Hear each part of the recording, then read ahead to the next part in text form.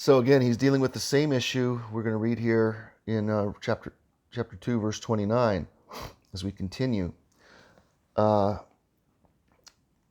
Speaking to the Jewish people clearly, because they were the ones who were basing part of their righteousness, really all of it. They didn't realize you can't mix and match your righteousness. It's either based on grace through faith in Jesus and what He did for us, or it's based on your keeping of God's law or your own law.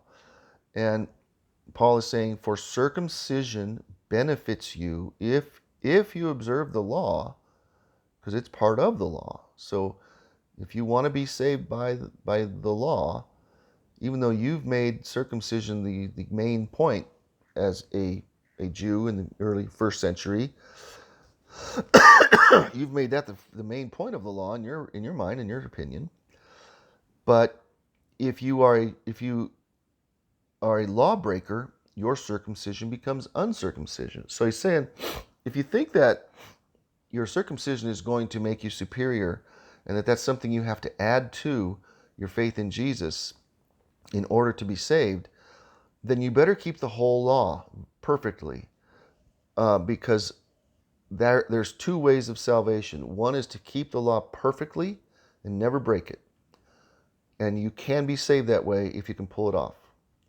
The other is to trust in God, confess your sins, look to Him for your righteousness, and not assume that you're good enough to keep the law without fail, without breaking it at any point in time. And those are the two ways of salvation. No one has ever been saved by the first way. We've only been saved by the second way, which is faith in Jesus, trusting in the gospel. So verse 25 again, Romans 2:25. For circumcision benefits you if you observe the law, but if you are a lawbreaker, your circumcision has become uncircumcision. Therefore, if an uncircumcised man keeps the law's requirements, won't his uncircumcision be counted as circumcision? A man who is physically uncircumcised, but who fulfills the law, will judge you, who are a lawbreaker, in spite of having the letter of the law and circumcision. For a person is not a Jew who is one outwardly, but the true circumcision is not something visible in the flesh. He's stating in a different way what he said in Romans 1:17, that righteousness comes by faith.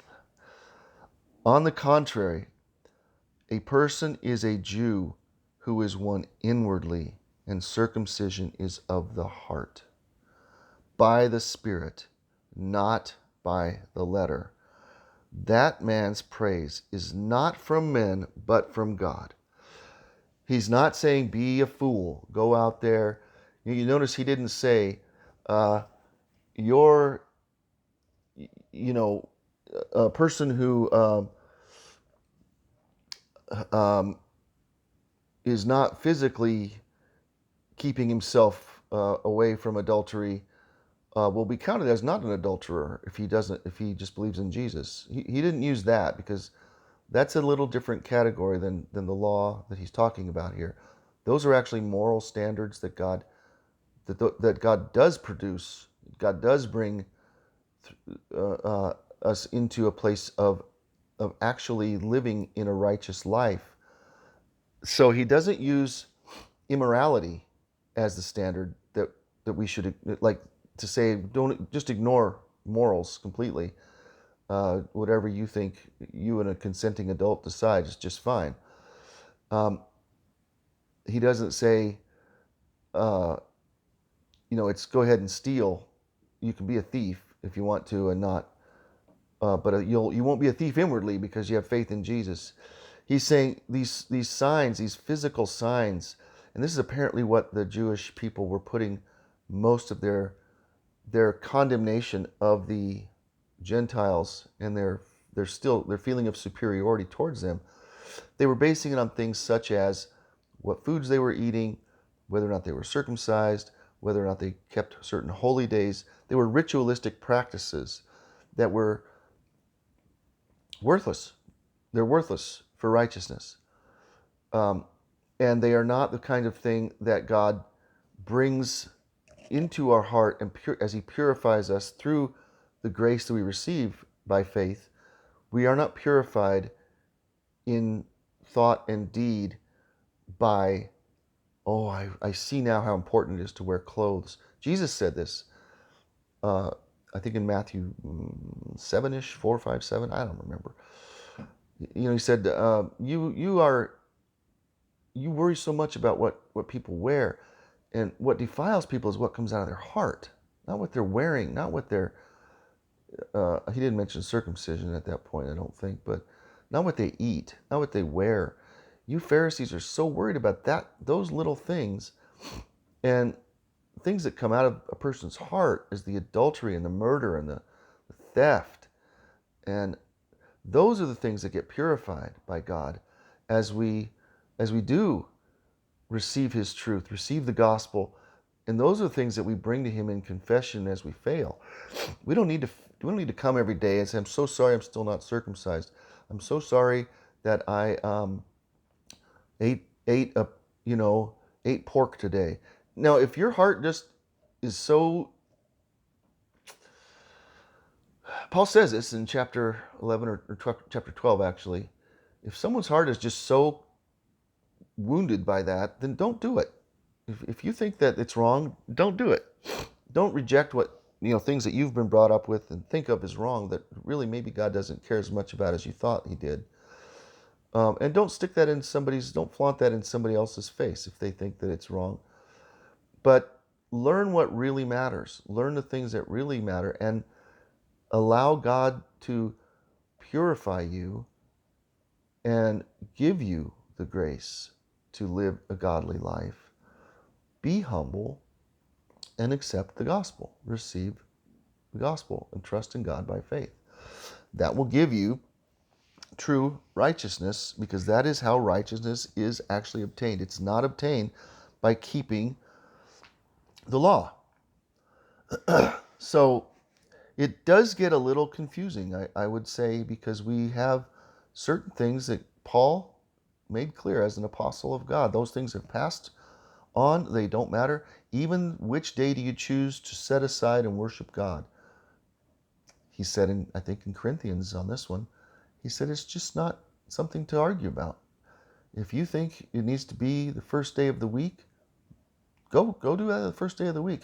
If you think someone else thinks it needs to be the seventh day of the week, go do that. If someone else thinks whatever, just make sure you're worshiping God. Make sure you're trusting Him. Make sure that your faith is in the gospel of excuse me, righteousness by grace to the humble. So then we're just going to go ahead and move into chapter 3 real quick. What advantage then does a Jew have? What is the benefit of circumcision? Well, he says it's considerable in every way. First, they were entrusted with the spoken words of God. So they were set apart, given a covenant with God, and called to be the messengers of God's grace and truth to the world. So there was a benefit, and at least they knew who God was. They had the God of the universe. They were not attempting to serve and to live for a false God. So they had the benefit of at least having the right God that they were dealing with. But they didn't actually follow through. So he said they were entrusted with the spoken words of God. So then what if some do not believe? Will their unbelief cancel God's faithfulness? So there were people who had that. They were Jewish people who had the covenants and the laws and the promises, and they didn't believe it. And he said, does that mean that it was a waste of time? No. God must be true even if every man is a liar.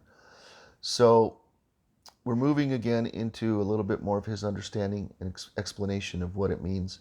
The Jews did have a benefit of having God's law, but they focused on the law instead of faith and the gospel, and they fell like everyone else in the world. And that's basically what he's laying out so clearly here. It is a little confusing the way he says it, but that's what he's doing. He's laying out that we're all in need of justification by faith in Jesus.